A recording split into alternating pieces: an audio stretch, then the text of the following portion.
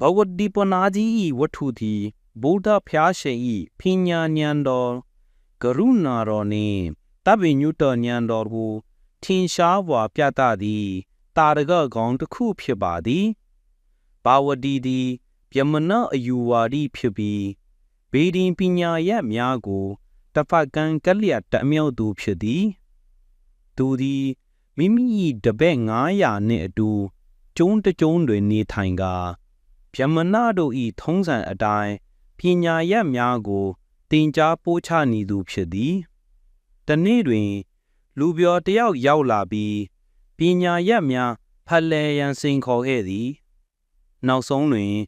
ဘာဝတိပုဏ္ဏကြီးထံသို့ရောက်ရှိလာပြီးမေခွန်းတစ်ခုကိုမေးမြန်းရာဘာဝတိလည်းအဖြေမရှာနိုင်ဘဲအခက်တွေ့နေခဲ့သည်ထိုအခါလူဖြောကလောကတွင်တပ္ပိညုဖျားပွင့်တော်မူပါသည်ထိုဖျားရှင်ထံတွင်အဖြေရှာကြည့်ကြစို့ဟုအကြံပြုခဲ့သည်ဉာဏ်ကြီးရှင်ဘာဝတိသည်ဖျားသည်အမှန်စင်စစ်ဖြစ်ပါကမိမိစိတ်ထဲမှမေးလျှောက်သည်ဟုကြားသိနိုင်သည်ဟုယုံကြည်ကာသူဤသူနှင့်လက်ရွေးစဉ်တပည့်ကြီး90ကိုဇေရဝန်ကျောင်းသို့ဆေးလွတ်ခဲ့သည်ဖျားရှင်သည်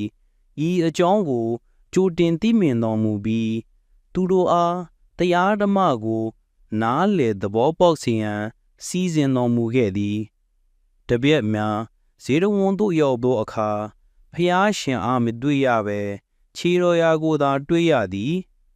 ထိုခြေတော်ရာကိုပင်ကြီးညိုပွေရာတွေ့မြင်ရသဖြင့်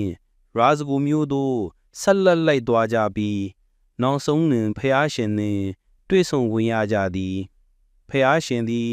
သူတို့၏မေခွန်းအားလုံးကိုကျေနပ်ဖွယ်ရာအဖြေများပေးတော်မူပြီးတပည့်90စလုံးတောတာပန်တီက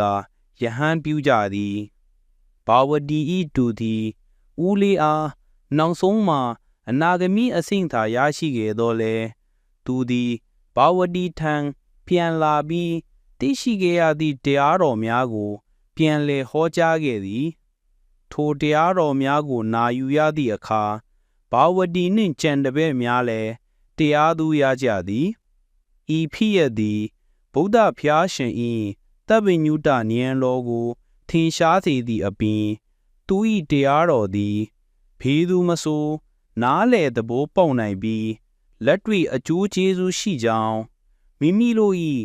အတ္တအမှတ်တညာကိုစွန့်လွတ်ပြီး